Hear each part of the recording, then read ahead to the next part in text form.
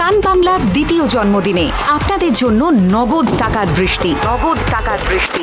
সত্যি বলছেন? হ্যাঁ, আবার শুরু হচ্ছে সান বাংলা দেখুন আর বাড়িতে বসে নগদ টাকা জিতুন কন্টেস্ট। 8ই ফেব্রুয়ারি থেকে রোজ সন্ধে 6টা থেকে রাত 10টা দেখতে থাকুন সান বাংলা।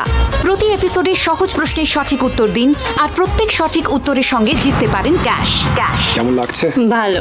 প্রতিদিন 200-র বেশি সঠিক উত্তরদাতা প্রতি সপ্তাহে জিতবেন 15 লক্ষ টাকা, যা সরাসরি পৌঁছে যাবে আপনাদের অ্যাকাউন্টে। আমি তো এটাই চেয়েছিলাম। 8ই ফেব্রুয়ারি থেকে প্রতিদিন সন্ধে 6টা থেকে রাত 10টা সান বাংলা দেখুন আর বাড়িতে বসে নগদ টাকা জিতুন।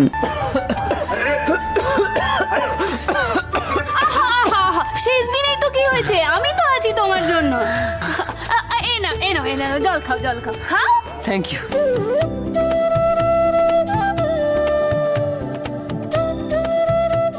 ওরে বেলা যে গড়িয়ে গেল, দুপুরের খাওয়া দাওয়ার ব্যবস্থা কর। বাবা, তুমি কোনো চিন্তা করো না, আমি দুপুরের ব্যবস্থা করে এসেছি। ওরে বাবা, দুপুরের ব্যবস্থা হয়ে গেছে? তাহলে রাতেরটা ভাবতে হবে। দাঁড়া, কি ভাবা যায় বলো তো? সাইড প্লিজ, ভাবতে হবে। বাবা, আপনি আতিথেয়তার কথা বলছিলেন, এ তো একেবারে আতিথেয়তার চূড়ান্ত দেখিয়ে দিল মোর। আচ্ছা, আমি বলি কি যে দুপুরের খাওয়াটা বাবার এখানে হলেও রাতের খাওয়াটা কিন্তু সবাই আমাদের বাড়িতে খাবে। হ্যাঁ, কিন্তু পুজোটা তো এখানে মা। কেন বাবা, পুজো তো কালকে আর নেমন্তন্ন তো কালকে। আজকে যখন দুবেলায় খাওয়া হচ্ছে, তাহলে একটা বেলা যদি আমাদের বাড়িতে খাওয়া হয় তাতে অসুবিধে কোথায়? রানা বাবা হতে চলেছে, ও তো এবারে বড় জামাই। দিভাই, তোর কি হয়েছে বলতো? জামাই জামাই করছিস তখন থেকে। বাপের বাড়ি আর রানাদার বাড়ির কি পার্থক্য খুঁজছিস নাকি? কেন এরকম করছিস? আচ্ছা নীরু, ইন্দ্র মেজো জামাই হিসেবে যখন সমস্ত কর্তব্য করছে, তাহলে রানাও তো বড় জামাই হিসেবে ওর সমস্ত কর্তব্য করা উচিত। তাতে তুই এত আপত্তি করছিস কেন? তুই কি বোঝাতে চাইছিস যে জামাই হিসেবে ইন্দ্রই সবচেয়ে ভালো?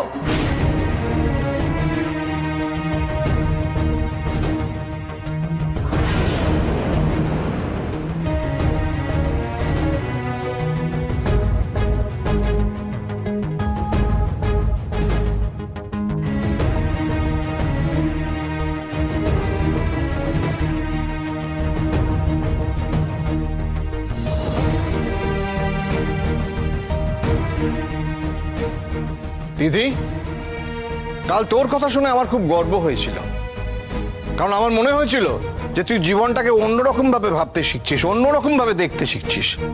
কিন্তু আজ তোর কথা শুনে আমার মনে হলো যে আমার ধারণাটা সম্পূর্ণ ভুল। ইন্দ্র এ বাড়ির জামাই, বিশু এ বাড়িতে অতিথি, আর নীরা তোর নিজের বোন। কিন্তু আমার কোথায় যেন মনে হলো যে তুই ওদের অসম্মান করতে চাইছিস। একবার ভেবে দেখেছিস যে তোর বাবার এতে অসম্মান হচ্ছে? বাবা, আমি কাউকে অসম্মান করতে চাইছি না।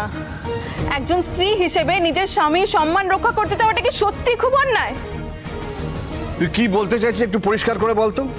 আমি তখন থেকে শুধু শুনে যাচ্ছি ইন্দ্রের কথা, নীরার কথা, ইন্দ্রের কর্তব্যবোধের কথা। তোমরা বারবার এটা কেন ভুলে যাও যে রানাও তো এবারই জামাই? ও কি নিজের কর্তব্য দেখানোর কোনো সুযোগই পাবে না?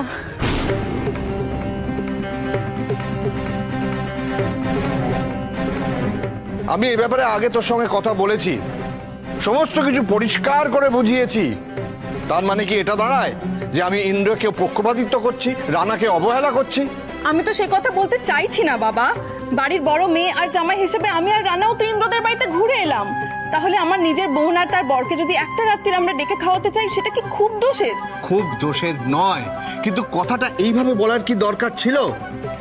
একটা কথা আছে জানিস, তুই কথাটা কি বললি তার থেকে বড় হলো কিভাবে বললি। তোর উদ্দেশ্য যে খারাপ সেটা আমি বলছি না, কিন্তু কথাটা যেভাবে বললি বাড়ির অতিথিদের সম্মানে সেটা বলা উচিত নয়। কিন্তু বাবা, কেন করছে এগুলো? কেন?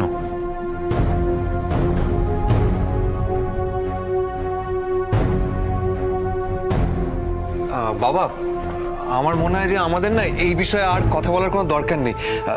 তিথি কি বলতে চেয়েছে সেটা আমি পরিষ্কার করে বুঝতে পেরেছি, আর আমি তাতে কোনো কিছু খারাপ মনে করিনি। এই হলো জামাই, পুরো হিরের টুকরো, কাঁচ কাটা হিরে। বাবা, দি ভাইয়ের বলার উদ্দেশ্যটা তো পরিষ্কার হয়ে গেল, আর প্রমাণও হয়ে গেল যে ও ভুল নয়। ব্যাস, ইন্দ্রদের যখন কোনো আপত্তি নেই তখন আমারও আর কিছু বলার নেই। বাহ, তাহলে আমাদের বাড়িতে আজকে ভুড়ি ভোজটা পাক্কা। একদম পাক্কা, শুধু ভুড়ি ভোজটা হলেই হলো, ভুড়িটা না বাড়লেই হলো। এটা একদম ঠিক বলছো। এই বেরা, যা যা যা যা, তোরা খাবার দাবারের আয়োজন কর। আড্ডা এখন মুলতুবি থাক, এরপর বেশি দেরি করলে না ওই রানার ভুড়ি ভোজ এটা মাঠে মারা যাবে। চল চল চল। এই যে রানা, ইন্দ্র, বিশু, এসো এসো এসো এসো, যাও যাও, তোমরা হাত মুখ ধুয়ে নাও।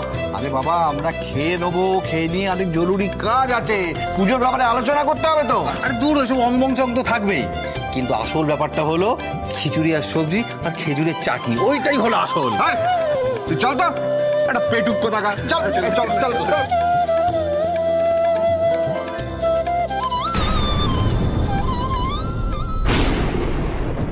ভাই তোর কি হয়েছে বলতো? আগে কত হাসি খুশি থাকতিস, আমাদের সবাইকে বট গাছের মতো আগলে রাখতিস। জানি না, দেখ, মানছি ও একটা সময় তোর সাথে খারাপ ব্যবহার করেছে, কিন্তু তারপর তো সব মিটে গেছে। ও তো এর আগেও এ বাড়িতে এসে সবার সঙ্গে একটা গোটা দিন কাটিয়েছে। তাহলে ছাড় তো নিরু, আমার এখন এসব নিয়ে কথা বলতে ভালো লাগছে না। তোর কি কোনোভাবে আমার উপর রাগ হয়েছে?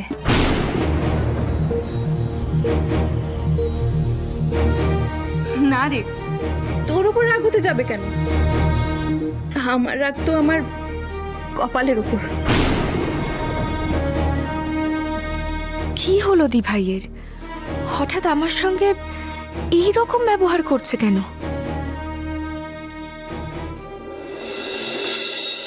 এই হচ্ছে জামাই। কিরকম শর্ট নোটিসে অ্যারেঞ্জ করে দিল দেখেছো? এটা সম্পূর্ণ কিন্তু রানার ক্রেডিট।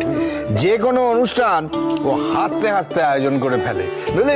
এই আমাদের মতো এরকম ছোট বাড়িতে এতজনের খাবার বন্দোবস্ত করা যায়? আরে আমি বলছি তো, এই ফিল্ডটায় আমার যা বিশ্বাস নিজের উপর, এই কাজটা পুরো ভালো মতন জানি আমি।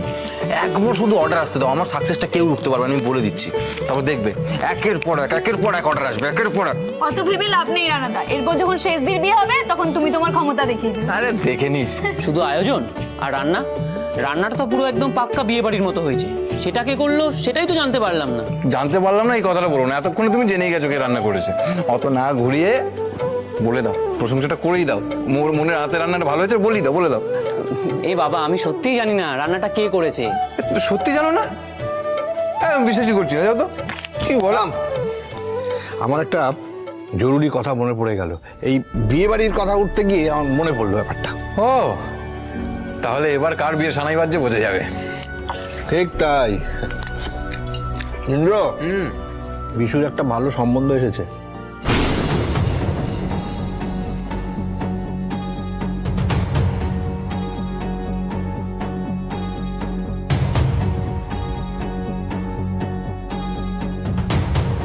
বিশুর বিয়ে সম্বন্ধ? এ তো দারুণ ব্যাপার। মেয়েটার নাম শ্রাবণী, ওই মোরাদের কলেজে পড়ে, ফাইনাল ইয়ার। ইনফ্যাক্ট মোহনও ওকে ভালো মতোই চেনে, ও বাবা বড় লোক। বড় লোক? তা তিনি মধ্যবিত্ত ঘরে বিয়ে দিতে চাইবেন তো? আমার আসলে মনে হয় যে দুটো পরিবারের মধ্যে সামঞ্জস্য থাকলে ভালো হয়, কি বলো, তাই না? আমি যতদূর জানি যে মেয়ের বাবার আন্তরিক ইচ্ছা একজন সুপাত্র, অগাধ টাকা কড়ি নয়। ও, তা তিনি জানেন যে বিশু চাকরি করে না, মানে ও তো এখনো বেকার। ওই যে বললাম, মেয়ের বাবা চায় একজন ভদ্র সভ্য ছেলে, আর যদি কোনো প্রয়োজন হয় তাহলে ব্যবসার বন্দোবস্ত উনি করে দেবেন। আর উনি এটাও জানেন যে বিশু খুব ভালো ছেলে আর চাকরি করে না। তো দারুণ খবর তাহলে।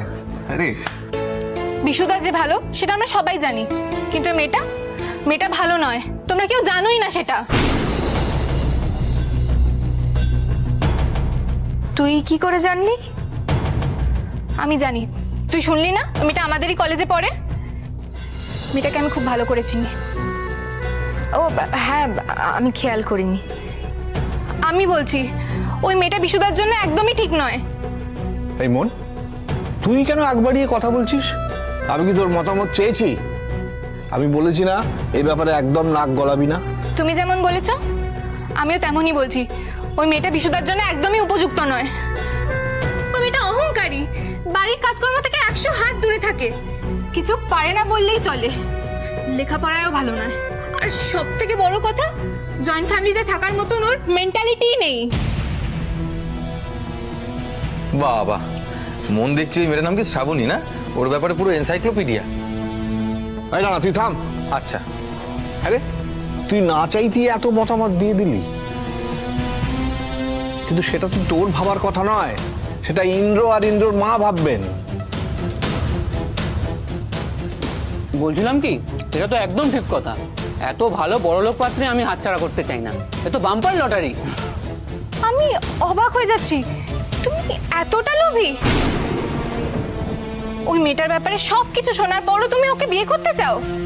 আচ্ছা, আমি তো একটা কথাই বুঝতে পারছি না, টাকা থাকলে তো 10টা কাজের লোক রাখা যাবে।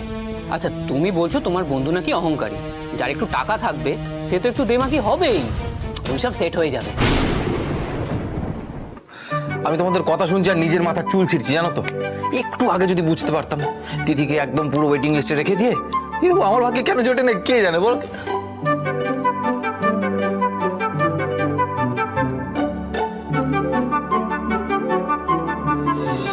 সবাই যখন বলছে আমি কে, তাহলে আমার কিছু বলারই দরকার নেই। বিশুদার কপালে যা থাকবে তাই হবে।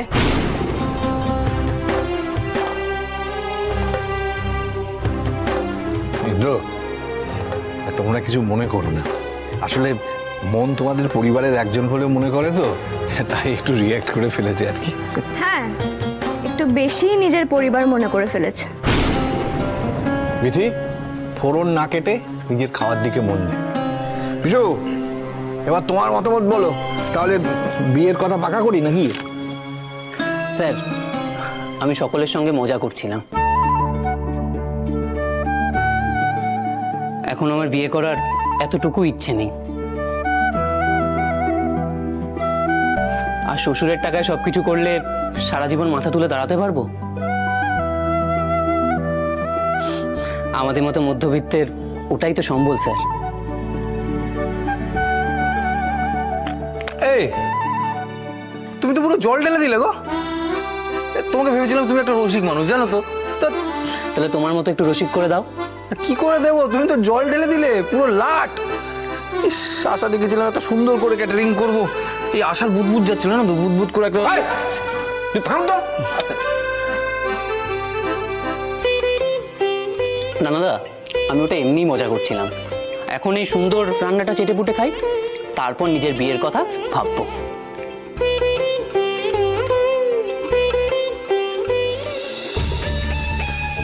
বিশুদা শেষদের মধ্যে কি সত্যিই কিছু চলছে?